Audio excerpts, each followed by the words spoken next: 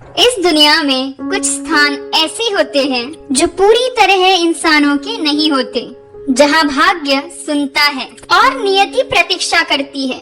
बादलों के बहुत ऊपर, कभी न खत्म होने वाले जंगलों के पार एक ऐसा पर्वत खड़ा था जो इतना ऊंचा था कि वह समय भी धीरे चलता था। उस पर्वत की चोटी पर रहती थी पर्वतों की अच्छी छाया रानी।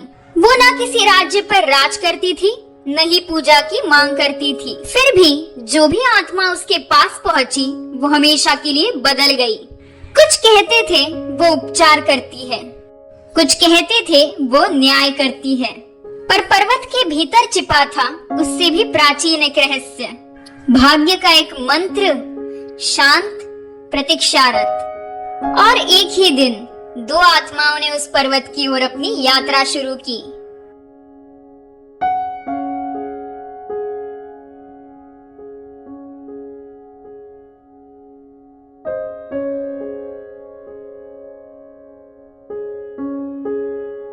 कहीं दूर तूफानी आसमानों को चीरती हुई एक बुरी छाया रानी उड़ रही थी, जिससे सभी डरते थे।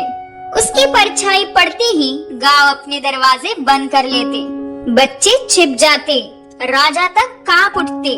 वो बुरी छाया रानी कहलाती थी, इसलिए नहीं कि वो जन्म से बुरी थी, बल्कि इसलिए कि दर्द ने उसे क्रूरता के सहारे जीना सिखाया था।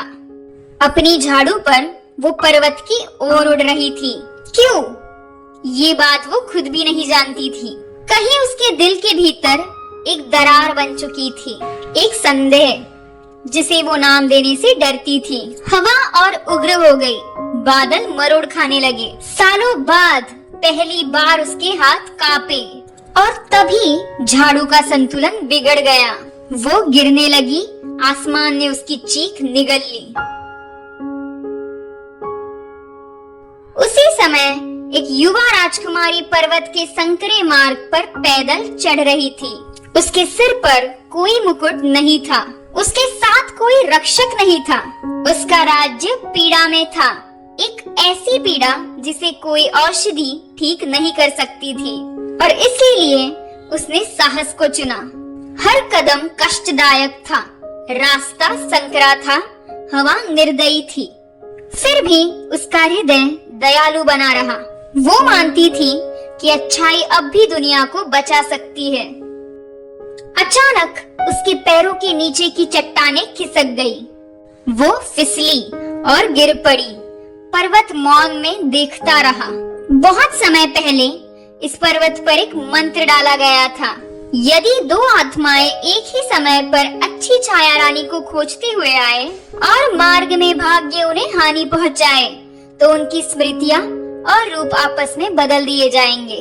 मंत्र जाग उठा। धुंध के बीच तेज प्रकाश चमका। जब शांति लौटी, दो शरीर अच्छी छाया रानी के निवास के पास अचेत पड़े थे, पर वे अब वो नहीं थे जो दिखाई देते थे। राजकुमारी ने आंखें खोली। उसने अपने हाथ देखे, अनजान, पुराने घावों से भरे। उंगलियों में काला जादू कांप रहा था। वो पानी की ओर दौड़ी और चीख पड़ी। चेहरा बुरी छाया रानी का था।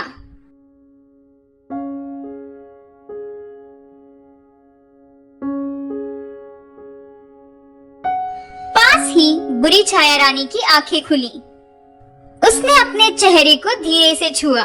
मुलायम त्वचा, अनजानी मासूमियत, वो राजकुमारी जैसी दिख रही थी। उनकी यादें मिट चुकी थी। उनकी पहचान भाग्य ने चुरा ली थी। थकी हुई और भ्रमित, दोनों फिर से नींद में डूब गई।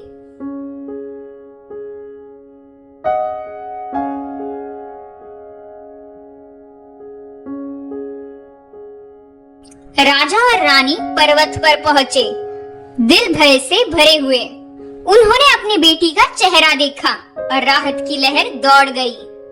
फिर उन्होंने दूसरी लड़की को देखा, उस बुरी छाया रानी का चेहरा जिसने राज्यों को आतंकित किया था। डर लौट आया। वे अच्छी छाया रानी के सामने घुटनों के बल गिर पड़े। कृपया। रानी रो पड़ी। उन्हें बचाइए, चाहे वे जो भी हो। अच्छी छाया रानी ने दोनों लड़कियों को देखा। वो सब जानती थी। उसके हाथों में 2 शिशियां थी, एक अंधेरी और एक शुद्ध। अंधेरी शिशि बुराई को दंड देती थी, शुद्ध शिशि बिना न्याय किए उपचार करती थी। पर्वत सांस रोके खड़ा रहा। अच्छी छाया रानी को मंत्र की क्रूरता याद आई। उसने करुणा को चुना। उसने दोनों को शुद्ध औषधि पिला दी। जादू बहने लगा, प्रकाश चारों ओर फैल गया। यादें लौट आई, चेहरे लौट आए। राजकुमारी राहत से रो पड़ी।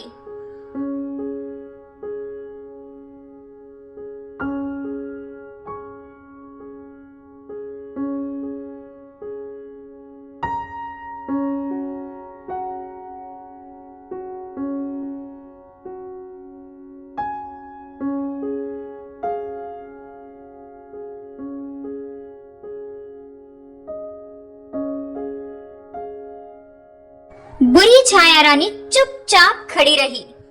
उसे सब याद था, वो नुकसान, वो भय जो उसने फैलाया था, और वो दया जिसने उसे बचाया। आंसू गिरे बिना शोर किए। उसने फुसफुसाकर कहा, अगर अच्छाई मेरे जैसी को भी बचा सकती है तो मैं गलत थी। उसने सिर झुका लिया, पराजित नहीं, बदली हुई। उस दिन पर्वत ने एक सीख दी, दूसरों के लिए अत्यधिक विनाश की कामना मत करो, क्योंकि करुणा के बिना किया गया न्याय निर्दोषों को भी नष्ट कर सकता है। दया दंड से कहीं अधिक सुरक्षा देती है। पर्वत फिर से मौन में लौट गया, प्रतीक्षा करता हुआ, निहारता हुआ अगली उस आत्मा के लिए जो ये सीखेगी कि अच्छाई कभी भी रूप और रंग पर निर्भर नहीं होनी चाहिए।